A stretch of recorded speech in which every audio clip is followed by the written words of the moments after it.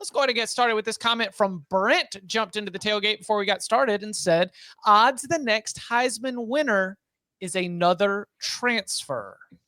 We have had, if you want to also include, your Joe Burrow there, then a transfer, obviously from Ohio State to LSU.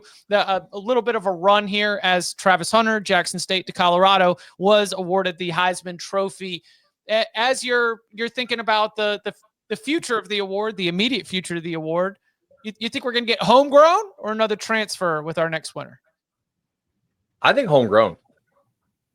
Just based on the candidate, like who's in the mix right now? Are you a DJ Lagway all in or what? What are we going with? You have a Arch, Lagway, Jeremiah Smith, Nussmeier. Ooh, you're still on the Nussmeier thing, huh? I mean, I think you won't quit. Look, what if Drew Aller like takes a step up, or like could Sellers win it?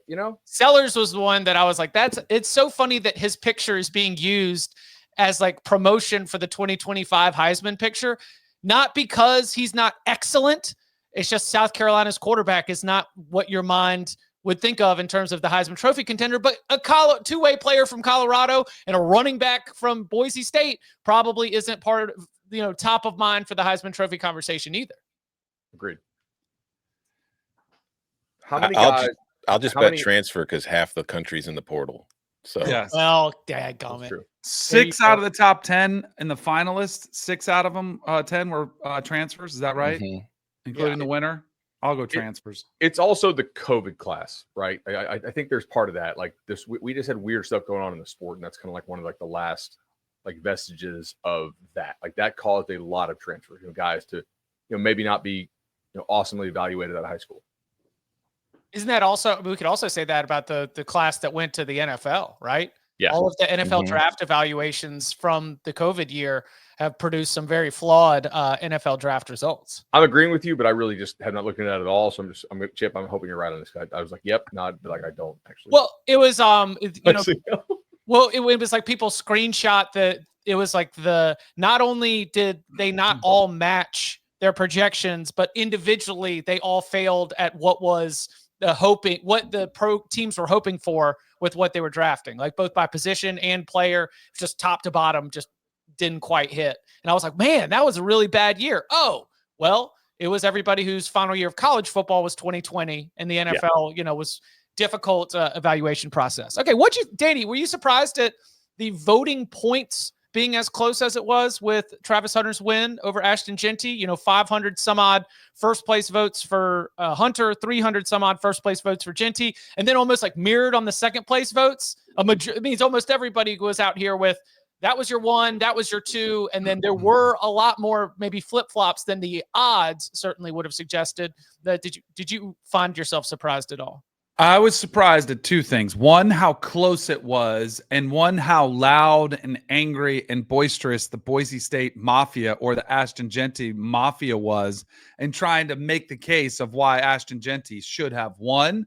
I voted for Travis Hunter first. I had Ashton Jeanty second. I had Cam Ward third.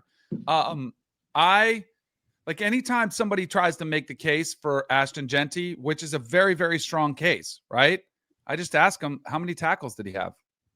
Because this whole snap count thing is ridiculous. We've seen somebody do something that hasn't been done in 50 years. It's way more than just snap count. It's just adding up a snap count total. The dude is the most impactful player in college football. So he's the winner. He's the best college football player. To me, I was surprised it was close because I thought more would have that opinion. But I do think the Mountain West Championship game, which a lot of people watched, and Brock Heward was on the call, really strongly making the case for Ashton Jeanty. I thought that probably impacted the vote, but those are the 2 things I was surprised at. That it was close in the outcry from the Ashton Jeanty backers. I was also surprised by how close it was, just because based on my own straw polling, it seemed like I didn't think that Ashton was going to get that many first place votes. Like everybody I talked to for the most part had voted for Travis. I only had a couple people I talked to who said they'd voted for Jeanty first. So when the final results came in, I was a little bit surprised by how close it was. But I mean, I'm with you. It was an odd misinformation campaign against Hunter. What was that? Like I had family members like sending me like these things, like ask me who I voted for. And then they sent me like this chart of like how Ashton Genty and Travis Hunter racked up in stats and like their national ranks, and all of Hunter's were off.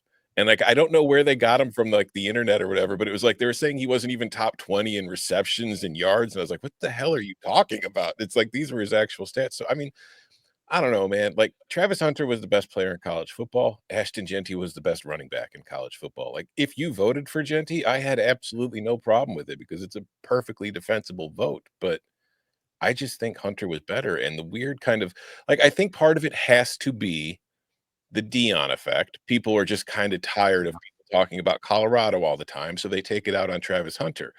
But like, whether Dion gets a lot of attention or not doesn't change the fact that Travis Hunter is the best player in the country. Like if he steps on an NFL field tomorrow or today, he's a top 10 cornerback in the NFL. He's a tremendous football player. So it is weird. He's probably going to be the first non-quarterback drafted, and people will still say he's not that good. I maintain that we should take Chris Winke's Heisman and give it to Genty. This was a year we needed 2 Heismans, and I was, looking for one that we could give away. Tom, I think I made the joke with you, just like Charles Schwartzel's green jacket. Like there's some masters where we need to give out 2 green jackets, and I normally nominate the 2011 Schwartzel jacket as one that I would take and give to somebody else when we do have those epic duels. I mean, it was tremendous. Like Ashton Genty in another season would have been first place on my ballot, but he was not, because we're asked to vote for the most outstanding player in college football, and nothing stood out more than what Travis Hunter did. Tom, you didn't ask me who I voted for. You just assumed that it was Hunter? I knew who you voted for. Okay, who'd I have third? You had third, you had Cam third. Or no, you had Scatabo. I had Scatabo third. Yeah, well, Cam. Cam, yeah. Cam. I just wanted to declare which Cam. Yeah. I think I hinted at that, where I knew my top 2. Third, I was kind of open-minded about. And with Jordan Tyson going down, the angry ball of knives putting the entire team on his back and lighting up Iowa State, I was like, all right, we're just sort of splitting hairs here. So I had Scatabo as my third. But were you any surprises coming out of the Heisman weekend for you? Not really. I do think, though, one thing is cool is the portal here, because Cam Ward went from Incarnate Word to Washington State to Miami to the Heisman ceremony. Like that's for all the people online right now who are complaining about the transfer portal. That's also like a pretty cool opportunity for a guy like that who just wasn't amazing, or maybe even not showcased properly in high school. I mean, the guy was a wing T quarterback, and you can go from that. If you went back 5 years ago and said, "Hey Cam, you're going to play for the University of Miami after you play for Washington State, and you're going to be in the Heisman ceremony," he wouldn't believe that, right? Like as a wing, I don't know. I see so much negativity on there, but it's kind of cool for the players that they can actually move around like that. Not as much for the fans, though. Yeah. Unless you're a Miami fan or a Wazoo fan, and then you loved it and then you hated it.